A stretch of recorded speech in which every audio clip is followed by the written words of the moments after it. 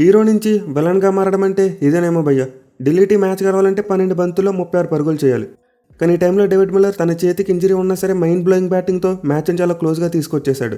In fact Delhi match గెలవాలంటే 2 బంతుల్లో 2 పరుగులు చేస్తే చాలు. పైగా స్ట్రైక్లో చూసుకుంటే మిల్లరే ఉన్నాడు. సో ఈ టైంలో 199% మంది ఏమనుకుని ఉంటారు, ఖచ్చితంగా ఢిల్లీ మ్యాచ్ గెలుస్తుందని చెప్పి ఎక్స్పెక్ట్ చేసి ఉంటారు. కానీ లాస్ట్ ఓవర్ 5వ బాల్కి మిల్లర్ చేసిన మిస్టేక్ మ్యాచ్ని కాస్ట్ చేసింది. చాలా సింపుల్గా సింగిల్ చేసుకుని మ్యాచ్ని టై చేసుకునే అవకాశం వచ్చింది. ఇన్ఫ్యాక్ట్ కుల్దీప్ యాదవ్ రన్ కోసం సగం దూరం వచ్చేశాడు. బట్ స్టిల్ మిల్లర్ మాత్రం డెనై చేశాడు, సింగిల్ వద్దన్నాడు. దీంతో టార్గెట్ ఒక్క బంతికి 2 పరుగులుగా మారిపోయింది.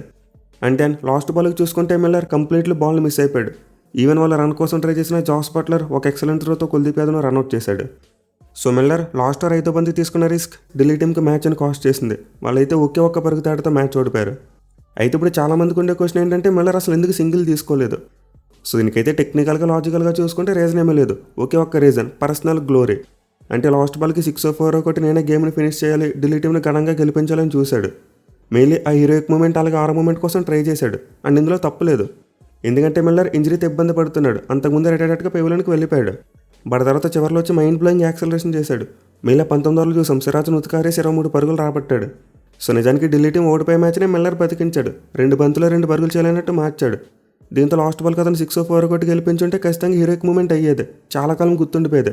ఇన్ఫాక్ట్ మనం కూడా టైటిల్ ఏమని పెట్టుకునే వాళ్ళం, గాయపడిన సింహం గర్జించింది, మిల్లర్ ఒక తోపని పెట్టుకునేవాళ్ళం. సో అలాంటి హీరోయిక్ మూమెంట్ మరి ఆరో మూమెంట్ కోసం మిల్లర్ అయితే రిస్క్ తీసుకున్నాడు. అయితే ఇది కంప్లీట్లీ బ్యాక్ ఫైర్ అయింది. హీరో అవుతాడు అనుకున్న మిల్లర్ ఇప్పుడు విలన్ అయిపోయాడు. సో నాకైతే మిల్లర్ది bit over confidence and brain fade ఏమో అనిపించింది. ఎందుకంటే టార్గెట్ చూసుకుంటే 2 బంతుల్లో 2 పరుగులు, దీంతో ఒక సింగిల్ వచ్చినా సరే మ్యాచ్ అయిపోద్ది, సేఫ్ పొజిషన్లోకి వెళ్ళిపోతారు. పైగా లాస్ట్ బాల్ చూసుకుంటే ఢిల్లీ టీంకి ప్రెజర్ తగ్గుద్ది, వేరేజ్ గుజరాత్ టీంకి ప్రెజర్ పెరిగిపోద్ది. వాళ్ళు ఒక్క పరుగుని డిఫెండ్ చేసుకోవాలి. ఇన్ఫాక్ట్ లాస్ట్ బాల్కి కుల్దీప్ యాదవ్ సింగిల్ తీయకపోయినా సరే ఢిల్లీ టీంకి గేమ్ సేఫ్గా ఉండేది, సూపర్ ఓవర్కి వెళ్ళేవారు. బట్ మిల్లర్ అయితే ఓవర్ కాన్ఫిడెంట్గా ఆ సింగిల్ తీసుకోలేదు. మేబీ 2 బంతుల్లో 4 పరుగులు కొట్టాలి లేదా 6 పరుగులు కొట్టాలన్నప్పుడు ఇలా చేస్తే ఎవరి పెద్దగా పట్టించుకోపోదురు. ఎందుకంటే బౌండరీ అవసరమైనప్పుడు ఖచ్చితంగా మిల్లర్ లాంటి బ్యాట్స్మెన్ స్ట్రైక్లో ఉండాలి.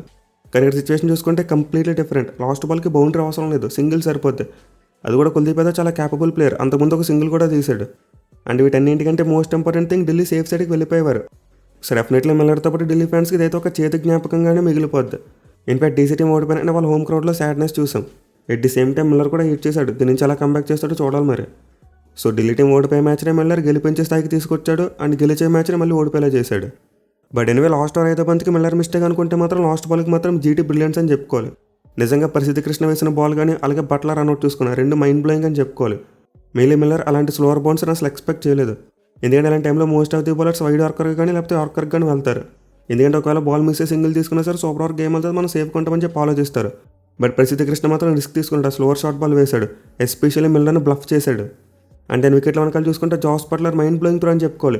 ఆ త్రో కాస్త అటు అయినా సరే ఢిల్లీ టీం సూపర్ ఓవర్కి వెళ్ళిపోయారు. సో రియల్గా లాస్ట్ బాల్కి ప్రసిద్ధ్ మరి బట్లర్ తమ ప్లాన్స్ని అద్భుతంగా ఎగ్జిక్యూట్ చేశారు. In fact GT team for the first time వాళ్ళ హిస్టరీలో ఒక పరుగు తేడాతో మ్యాచ్ గెలిచారు. ఇంతకుముందు ఎప్పుడు కూడా అంత క్లోజ్గా వాళ్ళు మ్యాచ్లు గెలవలేదు. వేరేస్ డీసీ టీంకి చూసుకుంటే ఒక్క పరుగు తేడాతో ఓడిపోవడం 4వసారి. ఇంతకుముందు ఐపీఎల్ చరిత్రలో ఏ టీం కూడా ఎన్నిసార్లు ఒక్క పరుగు తేడాతో మ్యాచ్లో ఓడిపోలేదు. డీసీ టీంకి మాత్రమే ఇలాంటి బ్యాడ్ లక్ వెంటాడుతుంది. ఎనివే చివరికి డ్రామా పక్కన పెడితే మ్యాచ్లో చాలా మంచి బ్రిలియన్ పెర్ఫార్మెన్సెస్ కూడా చూసాం. ఎస్పెషల్లీ జీటీ టీంలో 2 ఓజీ ప్లేయర్స్ తిరిగి ఫామ్లోకి వచ్చారు. ముందు Jos Buttler mind blowing batting చేశాడు భయ్య. అసలు వాళ్ళ బ్యాటింగ్ స్టార్ట్ చేసిన తర్వాత ఎర్లీగా సుదర్శన్ వికెట్ కోల్పోయారు, ది మోస్ట్ ఇంపార్టెంట్ వికెట్. మనం ప్రివ్యూలో కూడా చెప్పుకున్నాం, సుదర్శన్కి గ్రౌండ్లో ఎక్సలెంట్ రికార్డు ఉంది. అయితే 1 డౌన్లో వచ్చిన out of form Buttler mind blowing batting చేశాడు, అసలు ఎవరు ఎక్స్పెక్ట్ చేసి ఉండరు. మీలో కవర్లో ముఖేష్ కుమార్ని కౌంటర్ అటాక్ చేసుకుంటాడు, మైండ్ బ్లోయింగ్ అని చెప్పుకోవచ్చు. సో జాస్ బట్లర్ మరోసారి form is temporary but class is permanent అని ప్రూవ్ చేశాడు భయ్య. కేవలం 24 బంతులని 50 కంప్లీట్ చేశాడు, అది కూడా చాలా కాలం తర్వాత వచ్చింది. ఐ థింక్ SA20 తర్వాత ఇప్పుడే మళ్ళీ 50 కొట్టడం అనుకుంటుంది. సో బట్లర్ బ్యాటింగ్ దెబ్బకి జీటీ టీంకి పవర్ ప్లేలో చాలా మంచి స్కోర్ వచ్చింది, 68 పరుగులు చేశారు, 1 వికెట్ మాత్రమే కోల్పోయారు. అండ్ దాని తర్వాత చూసుకుంటే Buttler Kuldeep Yadav bowling out అయిపోయాడు, ఫ్లాటర్ డెలివరీ, ఎక్కువగా బౌన్స్ కాలేదు, స్కిట్ అయి వచ్చింది. అయితే వికెట్ పడిన జీటీ టీం అయితే ఎక్కడ కూడా వెనక్కి తగ్గలేదు. ఆ తర్వాత సుందర్కి మరి గిల్కి మధ్య ఒక పెద్ద పార్ట్నర్షిప్ చూసాం. ఇన్ఫాక్ట్ 60 బాల్స్కి 104 రన్స్ యాడ్ చేశారు. సో రియల్ ఇదైతే చాలా అంటే చాలా ఇంపార్టెంట్ పార్ట్నర్షిప్ అని చెప్పుకోవాలి భయ్య. మెయిన్లీ బట్లర్ ఆడిన ఇంపార్టెంట్ నాక్ వీళ్ళిద్దరూ నాశనం చేయకుండా కాపాడారు. ఎక్కువ రిస్క్ తీసుకోకుండా స్ట్రైక్ రొటేట్ చేస్తూ టైమ్లీ బౌండరీస్ కొడుతూ స్కోర్ బోర్డ్ని ముందుకు తీసుకెళ్లారు. అదే వీళ్ళిద్దరు కాస్త ఓవర్ అగ్రెసివ్గా వికెట్లు కోల్పోయింటే మాత్రం జీటీ టీం చాలా ప్రెజర్లోకి వెళ్ళిపోయేది. ఎందుకంటే వాళ్ళ మిడిల్ ఆర్డర్ గురించి మనకు తెలిసిందే కదా. సో ఈ మ్యాచ్లో కంబ్యాక్ ఇచ్చిన జీటీ కెప్టెన్ శుభ్మన్ గిల్ చాలా మంచి నాక్ ఆడాడు, 45 బాల్స్కి 70 రన్స్ కొట్టాడు. వేరే సుందర్ చూసుకుంటే 32 బాల్స్కి 55 రన్స్. తన ఐపీఎల్ కెరియర్లో ఫస్ట్ టైం 50 కొట్టాడు భయ్య. సో గత కొన్నేళ్ళుగా చూసుకుంటే సుందర్ ఐపీఎల్ ఎక్కువగా బాల్తోనే ప్రూవ్ చేసుకున్నాడు, బ్యాట్తో పెద్దగా ప్రూవ్ చేసుకోలేదు. But for the first time ఈ మ్యాచ్లో ది మోస్ట్ ఇంపార్టెంట్ నాక్ ఆడాడు. అలాగే శుభ్మన్ గిల్ చూసుకున్న రెస్పాన్సిబిలిటీ తీసుకుని ఆడడం చూసాం. ఒక ఎండ్లో అతను సాలిడ్గా నిలబడిపోయాడు. బట్లర్ ఉన్నంతసేపు అతనికి సపోర్ట్ అందించాడు సింగిల్స్ తీస్తూ. వేరే సుందర్తో పార్ట్నర్షిప్ స్టార్ట్ చేసిన తర్వాత అతను కూడా సిక్స్లు కొట్టడం మొదలుపెట్టాడు. ఇన్ఫాక్ట్ గిల్ ఇన్నింగ్స్లో చూసుకుంటే 4 కంటే 6 ఎక్కువ ఉన్నాయి. సో రియల్లీ గిల్ మరి సుందర్ నుంచి అయితే చాలా మంచి సెన్సిబుల్ పార్ట్నర్షిప్తో జీటీ టీంకి మంచి స్కోర్ అందించారు. 210 కొట్టారు. ఇన్ఫాక్ట్ చివరిలో గ్లెన్ ఫిలిప్స్ కూడా ఒక 6 and 4 కొట్టడం చూసాం. అయితే ఈ పిచ్ మీద 210 సరిపోతుందంటే కొంతవరకు సరిపోదేమో అనిపించింది. మళ్ళీ జీటీ వాళ్ళు చివరిలో ఒక 10 పరుగులు తక్కువ కొట్టారేమో అనిపించింది. సో డెత్ ఓవర్స్లో చూసుకుంటే డీసీ బౌలర్స్ మెల్లగా కంబ్యాక్ ఇచ్చారని చెప్పుకోవచ్చు. ఎందుకంటే పవర్ ప్లే 68 ఇచ్చారు, మిడిల్ ఓవర్స్లో 93 ఇచ్చారు. అంటే 2 ఫేజ్లో ఒక్కొక్క వికెట్ మాత్రమే తీశారు. అంటే రన్ రేట్ చూసుకుంటే 10 కంటే ఎక్కువ పోయింది. పవర్ ప్లే అయితే 11 కంటే ఎక్కువ ఉంది. బట్ డెత్ ఓవర్స్లో చూసుకుంటే మాత్రం 49 పరుగులు ఇచ్చారు, అది కూడా 2 వికెట్స్ తీసి. సో లాస్ట్ 5 ఓవర్స్లో డీసీ టీం ఎంతకంత పుల్ బ్యాక్ చేయగలిగింది. మళ్ళీ 16 ఓవర్లో నటరాజన్ అద్భుతంగా బౌలింగ్ చేశాడు, 7 పరుగులు మాత్రం ఇచ్చాడు. అండ్ దాని 18 ఓవర్ లుంగింగిడి మైండ్ బ్లోయింగ్ బౌలింగ్ చేశాడు, 3 పరుగులు మాత్రం ఇచ్చి ఒక వికెట్ తీశాడు, అది కూడా ఇది ఇంపార్టెంట్ శుభ్మన్ గిల్ వికెట్ తీశాడు. సో విధంగా డెత్ ఓవర్స్లో చూసుకుంటే ఢిల్లీ టీంకి 2 మంచి ఓవర్లు పడ్డాయి. బట్ ఓవరాల్గా చూసుకుంటే డిసప్పాయింటింగ్ బౌలింగ్ పర్ఫార్మెన్స్ అని చెప్పుకోవచ్చు. మళ్ళీ ఫస్ట్ 2 మ్యాచెస్లో బ్రిలియంట్గా బౌలింగ్ చేసిన డీసీ బౌలర్స్ ఈ మ్యాచ్లో మాత్రం తేలిపోయారు. కేవలం లుంగింగిడి మరి నటరాజన్ వీళ్ళిద్దరికీ చెప్పుకోదగ్గ బౌలింగ్ పడింది. ఇన్ఫాక్ట్ లుంగింగిడి అయితే 4 ఓవర్స్కి 24 రన్స్ మాత్రం ఇచ్చి ఒక వికెట్ తీసుకున్నాడు. వేరే నట్టు చూసుకుంటే వికెట్ తీయలేకపోయినప్పటికీ 4 ఓవర్స్కి 34 రన్స్ మాత్రం ఇచ్చాడు. అయితే మిగతా బౌలర్స్ చూసుకుంటే మాత్రం చాలా రన్స్ ఇచ్చేశారు. ముఖేష్ కుమార్ అయితే 55 ఇచ్చాడు 2 వికెట్లు తీసినప్పటికీ. అండ్ అక్షర్ పటేల్ ఎకానమీ చూసుకున్న కుల్దీప్ యాదవ్ ఎకానమీ చూసుకున్న ఇద్దరితో కూడా 10 కంటే ఎక్కువ ఉంది. ఇక విప్రాజ్నగం వేసిన ఒకే ఒక ఓవర్ చూసుకుంటే 23 రన్స్ పోయాయి. సో విధంగా డీసీ బౌలింగ్ అయితే ఈ మ్యాచ్లో తేలిపోయిందని చెప్పుకోవచ్చు. మళ్ళీ బట్లర్ నుంచి వచ్చిన కౌంటర్ అటాక్ వాళ్ళు ఎక్స్పెక్ట్ చేయలేదు. అయితే చేజింగ్ విషయానికి వస్తే మాత్రం ఒక బ్రిలియంట్ స్టార్ట్ చూసాం. పాతుమ్ నిస్సంక ఎక్సలెంట్ బ్యాటింగ్ చేశాడు, 24 బాల్స్కి 41 రన్స్ కొట్టాడు. ఇన్ఫాక్ట్ అతను బ్యాటింగ్ కారణంగానే ఢిల్లీ టీం పవర్ ప్లేలో జీటీని మ్యాచ్ చేయగలిగింది. వీళ్ళు కూడా 63 రన్స్ కొట్టారు, అది కూడా వికెట్ కోల్పోకుండా. సో ఢిల్లీ టీం అయితే పవర్ ప్లే సరికి చూసుకుంటే చేతిలో చాలా స్ట్రాంగ్గా కనిపించారు. కానీ ఎప్పుడైతే రషీద్ ఖాన్ మిడిల్ ఓవర్స్లో బౌలింగ్ చేయడానికి వచ్చాడో అప్పటి నుంచి బ్రేక్స్ పడడం స్టార్ట్ అయ్యాయి. అంటే ది సేమ్ టైం ప్రసిద్ధ కృష్ణ చూసుకుంటే పాతుమ్ నిస్సంక వికెట్ తీశాడు. సో ఎండ్లో చూసుకుంటే కేఎల్ రాహుల్ చాలా మంచిగా బ్యాటింగ్ చేశాడు. ఇన్ఫాక్ట్ మనం ప్రీవిడీలో కూడా చెప్పుకున్నాం ఈ మ్యాచ్లో రాహుల్ కంపేర్ చేయడానికి చాలా ఎక్కువ ఛాన్సెస్ ఉంటాయని చెప్పి. అండ్ అనుకున్నట్టు ఈ మ్యాచ్లో రాహుల్ ఒక పెద్ద ఇన్నింగ్స్ ఆడాడు, 52 బాల్స్కి 92 రన్స్ కొట్టాడు. కానీ అదే రన్లో చూసుకుంటే మాత్రం మిగతా బ్యాట్స్మెన్ స్ట్రగుల్ అయ్యారు. నితీష్ రాణా వరుసగా 3వ మ్యాచ్లో ఫెయిల్ అయ్యాడు. And then Sameer Rizvi golden duck out. అసలు రషీద్ ఖాన్ వేసిన గూగుల్ని ఏమాత్రం రీచ్ చేయలేకపోయాడు.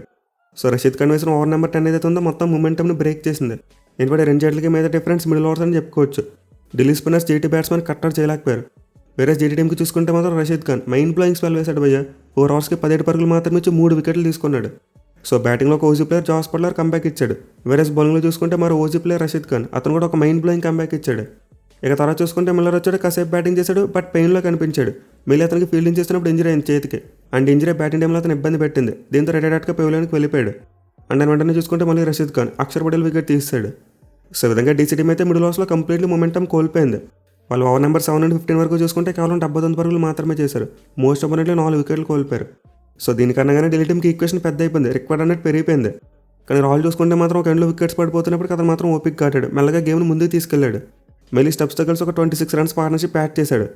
బట్ అగైన్ రాహుల్ దగ్గర నుంచి కూడా ఒక బ్రెయిన్ ఫెడ్ మూమెంట్ చూసాం. సింగిల్కి పిలిచాడు, మళ్ళీ వద్దన్నాడు, సారీ అన్నాడు. సో రన్అట్ కనుక జరగకుండా ఉంటే డీసీ టీం ఇంకా స్ట్రాంగ్ పొజిషన్లో ఉండేది. మళ్ళీ రన్అట్ జరిగిన ఓవర్లో రాహుల్ కూడా లాస్ట్ బాల్కి అవుట్ అయిపోవడం చూసాం. సో ఇంత ఒక్కసారిగా జీటీ టీం మ్యాచ్ని గెలిచేందుకు చాలా ఫేవరెట్స్గా మారిపోయారు. మళ్ళీ 18th ఓవర్లో చూసుకుంటే రబాడ్ ఎక్సలెంట్గా బౌలింగ్ చేసి 9 పరుగులు మాత్రం ఇచ్చాడు. దీంతో ఢిల్లీ టీంకి ఈక్వేషన్ 12 బంతులు 36 పరుగులు కొట్టాలని సిచ్యువేషన్కి వెళ్ళిపోయింది. సో ఈ టైంలో ఖచ్చితంగా జీటీ టీమే మ్యాచ్ గెలవడానికి ఫేవరెట్స్. కానీ 19th ఓవర్లో మిల్లర్ యొక్క విధ్వంసం చూసాం. సిరాజ్ వేసిన ఓవర్లో మిల్లర్ 2 6లు మరి ఒక 4 కొట్టాడు. వేరే విప్రాజ్నగం కూడా ఒక 4 కొట్టాడు. దీంతో ఒక్క ఓవర్లోనే 23 రన్స్ వచ్చేసాయి. సో ఒకవేళ గుజరాత్ టీం కనుక ఈ మ్యాచ్లో ఓడిపోయినంటే అన్ని వేలు కూడా సిరాజ్ వైపు తిరిగేవి. అతను వేసిన 19th ఓవర్ని హైలైట్ చేసేవారు అందరూ కూడా. బట్ లక్లీ లాస్ట్ ఓవర్లో గుజరాత్ టీంకి అదృష్టం కలిసి వచ్చింది. వాళ్ళు లాస్ట్ ఓవర్ ఫస్ట్ బాల్కి 4 ఇచ్చారు. అండ్ దాన్ని వికెట్ తీసినప్పటికీ మళ్ళీ 4వ బాల్కి మిల్లర్ 6 కొట్టాడు. దీంతో టార్గెట్ 2 బంతులు 2 పరుగులు చేస్తే చాలా అన్నట్టు మారిపోయింది. బట్ చివరిలో మిల్లర్ చేసిన మిస్టేక్ గురించి మనం స్టార్టింగ్లో మాట్లాడుకున్నాం. సో డెఫినెట్లీ మ్యాచ్ అయితే ఒక రోలర్ కోస్టర్లో సాగింది. జీటీ టీం బ్యాటింగ్ చేసినప్పుడు ఫస్ట్ 15 ఓవర్స్ వాళ్ళ మ్యాచ్ అనుకున్నాం. బట్ డెత్ ఓవర్స్లో డీసీ బౌలర్స్ కాస్త మొమెంటమ్ని బ్రేక్ చేశారు. అండ్ దాని వాళ్ళు బ్యాటింగ్ చేస్తున్నప్పుడు మొదటి 6 ఓవర్లు చూసిన తర్వాత వాళ్ళ మ్యాచ్ అనుకున్నాం. కానీ మిడిల్ ఓవర్స్లో రషీద్ ఖాన్ ఒక అద్భుతమైన స్పెల్ వేసి జీటీ టీంని బతికించాడు. అండ్ దాని అగైన్ చివరిలో మళ్ళీ చూసుకుంటే డేవిడ్ మిల్లర్ మ్యాచ్ని ఢిల్లీ వైపు పట్టుకెళ్ళాడు. అయితే ఈసారి చూసుకుంటే చివరిలో జీటీ టీం ఎవరు బతికించలేదు, మిల్లర్ చేసిన మిస్టేక్. అంటే డీసీ టీం ఆత్మహత్య చేసుకుని జీటీ టీంకి మ్యాచ్ అప్పగించింది. సో అయితే కేవలం ఒక థ్రిల్లింగ్ మ్యాచ్ మాత్రమే కదా, చాలా డ్రామా ఉంది. మళ్ళీ 2 జట్లకు బ్యాటింగ్ బాగుంది, అలాగే ఫీల్డింగ్ కూడా బాగుంది. మళ్ళీ జీటింగ్ వాళ్ళు క్యాచెస్ బాగా తీసుకున్నారు. సుదర్శన్ డైవ్ చేస్తూ క్యాచ్ పట్టాడు, అలాగే ఫిలిప్స్ కూడా ఒక మంచి క్యాచ్ తీసుకోవడం చూసాం. ఇక బౌలర్స్ చూసుకున్న 2 జట్లకు కాస్త అడ్యూట్ అయ్యారు. అంటే డీసీ టీంకి ఇంగ్రీ మరి నట్టు బాగా బౌలింగ్ చేశారు. వేరే గుజరాత్ టీంకి చూసుకుంటే రషీద్ మరి రబాడా ఇద్దరు చాలా మంచి స్పెల్స్ వేశారు. సో 2 జట్లకు చాలా వరకు అన్ని కూడా సిమిలర్గానే జరిగాయి. కానీ డిఫరెన్స్ ఏంటంటే 5వ బాల్కి డేవిడ్ మిల్లర్ సింగిల్ తీయలేకపోవడం. ఒకవేళ సింగిల్ తీసుకుంటే ఖచ్చితంగా ఈ మ్యాచ్లో ఢిల్లీ ఓడిపోయేది కాదు. అట్లీస్ట్ సూపర్ ఓవర్ అయినా సరే తమ అదృష్టాన్ని పరీక్షించుకునేవారు. ఇక మ్యాచ్ తర్వాత పాయింట్స్ టేబుల్ చూసుకుంటే గుజరాత్ వాళ్ళు ఖాతా ఓపెన్ చేశారు. 9వ స్థానం నుంచి ఏకంగా 6వ స్థానానికి దూసుకొచ్చేశారు. వేరే ఢిల్లీ టీంకి చూసుకుంటే సీజన్లో మొదటి ఓటమే. సో ఓవరాల్గా పాయింట్స్ టేబుల్ అయితే అన్ని టీంలు కూడా పాయింట్స్ కనిపిస్తున్నాయి ఎక్సెప్ట్ సిఎస్కే. ఇక క్యాప్స్ విషయానికి వస్తే మార్పు ఏమీ లేదు. బోత్ ఆరెంజ్ క్యాప్ మరియు పర్పుల్ క్యాప్ ఇంకా రాజస్థాన్ ప్లేయర్స్ దగ్గర ఉన్నాయి. అంటే ఆరెంజ్ క్యాప్ జైస్వాల్ హోల్డ్ చేస్తుంటే పర్పుల్ క్యాప్ బిష్నోయ్ హోల్డ్ చేస్తున్నాడు. ఎనివే మనం ఎక్స్పెక్ట్ చేసినట్టు రెండు జట్ల మధ్య ఒక ఇంట్రెస్టింగ్ మ్యాచ్ చూసాం. బట్ మిల్లర్ చేసిన మిస్టేక్ చేతులారా డీసీ టీంకి మ్యాచ్ని కాస్ట్ చేసింది. సో చూడాలి మరి మిల్లర్ ఎలా కంబ్యాక్ చేస్తాడు. మ్యాచ్ అయిపోయిన తర్వాత చాలా బ్రేక్ డౌన్ అయిపోయాడు. హోప్ఫుల్లీ అతని నైట్ మైన త్వరగా మర్చిపోయి కంబ్యాక్ చేయాలని కోరుకుందాం. Thank you for watching. Have a nice day.